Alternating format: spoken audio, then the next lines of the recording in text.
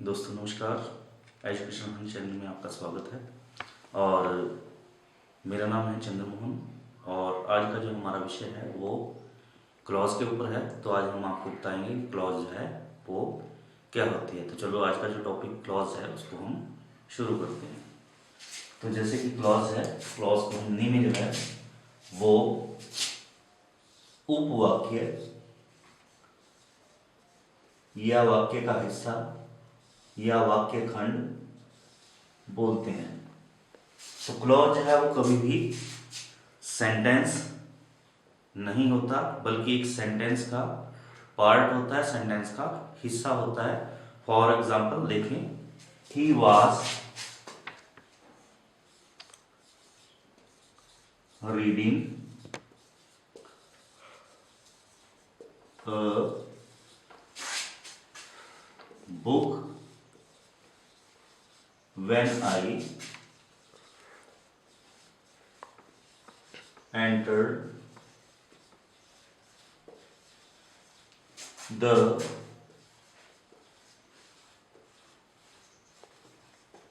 room। तो इस वाक्य में आप देखें, इसमें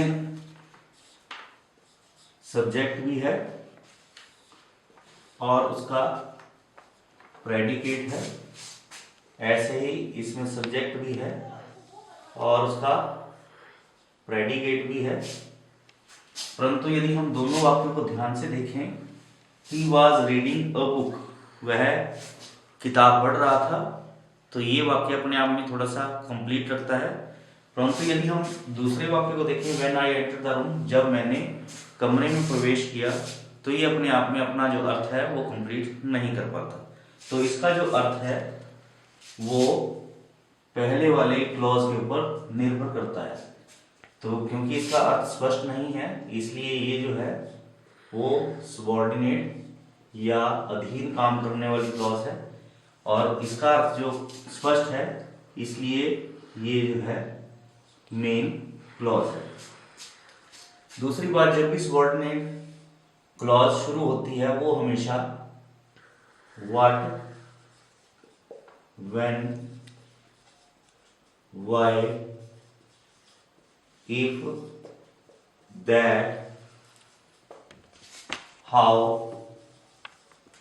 इत्यादि से शुरू होती है। तो इस केस में भी देखें, इसमें जो क्लॉज है वो व्हेन से शुरू होती है। तो आपको पता लग गया कि क्लॉज है वो दो प्रकार की होती है।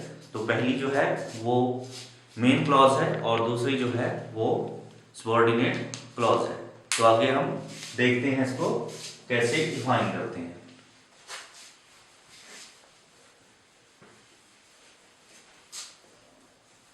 तो जैसे कि आपको पता लग ही गया है कि क्लॉज जो है वो दो प्रकार की हैं। एक है मेन क्लॉज,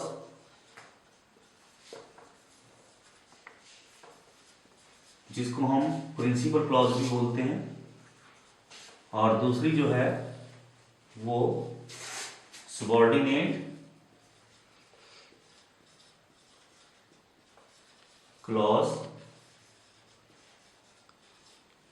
कहते हैं। तो आगे जो सबऑर्डिनेट क्लॉज है उसको भी हम तीन भागों में बांट सकते हैं। तो पहली है नाउन क्लॉज, दूसरी है एडजेक्टिव क्लॉज और तीसरी है एडवर्ब क्लॉज। तो ये तीन क्लॉज हैं। तो इनके बारे में हम एक एक करके जो है चर्चा करते हैं। तो सबसे पहले जो है उसको हम ले लेते हैं। तो पहली जो क्लॉज है हमारे पास वो नाउन क्लॉज है। तो ऐसी क्लॉज जो नाउन या संज्ञा का कार्य करती है, तो ऐसी क्लॉज को हम नाउन क्लॉज कहते हैं। तो इसमें ट्रिक क्या है, आप मेन क्लॉज के साथ व्हाट लगाएं। तो यदि व्हाट लगाने से जो आंसर है वो पॉजिटिव मिलता है, तो इसका मतलब वो मेन क्लॉज है। फॉर एग्जाम्पल देखें, I don't know where he has gone. I don't know where he has gone. तो इसमें आप देखें, जैसे कि मैंने बताया ही है कि जो clause if, that, what, where, when, why से शुरू होती हैं, तो वो जो क्लॉज है वो सबऑर्डिनेट क्लॉज है, और जो दूसरी क्लॉज है जिसका अर्थ अपने आप में पूरा स्पष्ट है, तो वो मेन क्लॉज है।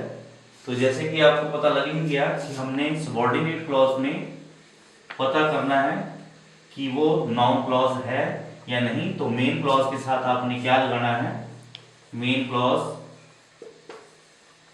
के साथ आपने व्हाट लगाना है। तो मेन क्लॉज जैसे ये है आई डोंट नो, तो व्हाट आई डोंट नो, मैं क्या नहीं जानता। तो अर्थ क्या, तो इसका अर्थ क्या मिल रहा है आगे, इसका answer where he has gone, वह कहां चला गया, क्योंकि इसका आंसर मिल रहा है व्हाट लगाने से, इसलिए जो ये क्लॉज है वो नॉन क्लॉज है। दूसरी एग्जांपल और देख लें, it is quite clear, it is quite clear that she is angry।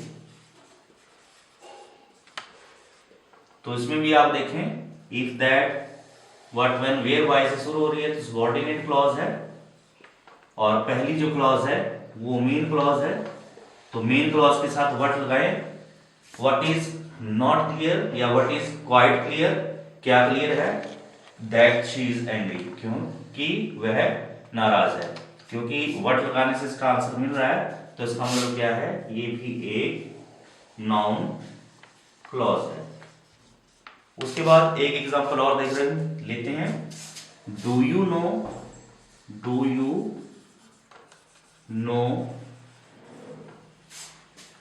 why he has failed। तो इसमें देखिए आप, do you know why he has failed, तो what, when, where, why से शुरू है, तो ये क्लॉज जो है सबऑर्डिनेट क्लॉज है।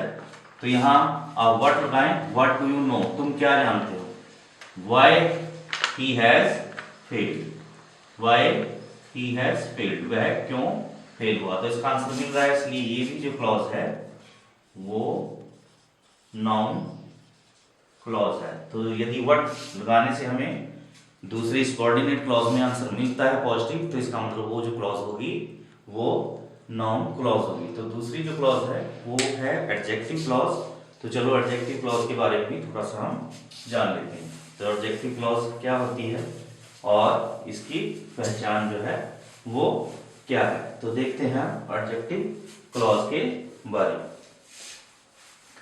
तो एडजेक्टिव क्या होता है, एडजेक्टिव वो होता है जो संज्ञा या सर्वनाम की विशेषता होता है, जो नाउन या प्रोनाउन को मॉडिफाई करे, तो उसको हम एडजेक्टिव जो है वो बोलते हैं।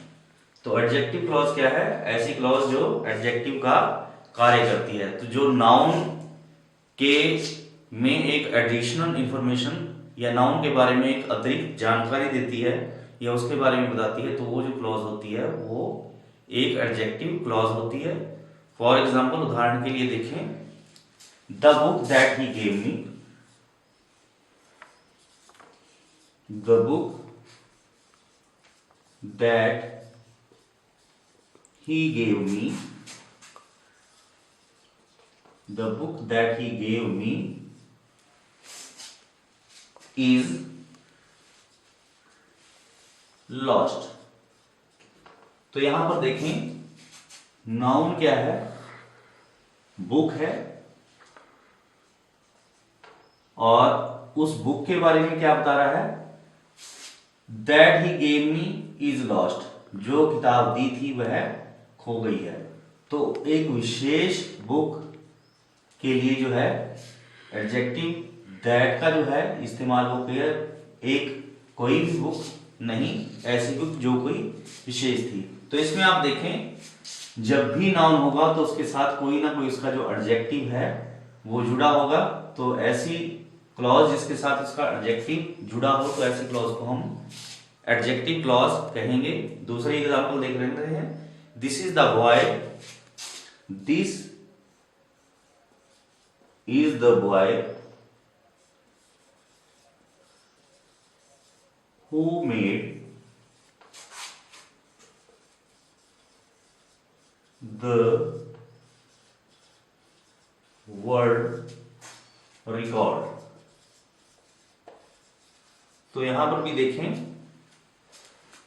बॉय एक नाउन है और उसके बारे में बात हो रही है। दिस इज द बॉय, वही लड़का, who made the world record, जिसने एक विश्व रिकॉर्ड बनाया। तो बॉय और उसके साथ उसका जो एडजेक्टिव शब्द है वो लगा हुआ है, इसलिए ये भी जो क्लॉज है वो एडजेक्टिव क्लॉज है। उसके बाद एक और देखें, this is the place, this is the place where, this is the place where I was born। तो आप देखें प्लेस और उसके बारे में कहां पर, वेयर आई वॉज बॉर्न, जहां पर मैं पैदा हुआ। तो यहां पर प्लेस स्थान और उसका जो है एडजेक्टिव का कार्य। तो आप तीनों वाक्यों में देखें, जब भी नाउन आ रहा है तो उसके साथ जो उसका एडजेक्टिव शब्द है वो जुड़ा हुआ है, जो उसके बारे में मॉडिफाई करता है, उसके बारे में अतिरिक्त जानकारी देता है। जैसे पहले केस में बुक के बारे में बताया कि वो लॉस्ट होगी, दूसरे वाक्य में लड़के के बारे में बताया कि उसने वर्ल्ड रिकॉर्ड बनाया, और तीसरे वाक्य में स्थान के बारे में बताया कि जहां पर बॉर्न हुआ। तो ये सभी जो वाक्य हैं वो नाउन को जो है एक एडिशनल जानकारी देते हैं। तो तीसरी क्लॉज जो हमारे पास एडवर्ब क्लॉज है, तो उसके बारे में हम नेक्स्ट वीडियो में जो है बताएंगे। तो यदि आपको ये वीडियो हमारा जो पसंद आया हो तो इसको ज़रूर लाइक करें और हमारे चैनल को जो है सब्सक्राइब करें, शेयर करें और कमेंट बॉक्स में कमेंट जरूर दें। Thanks for watching this video.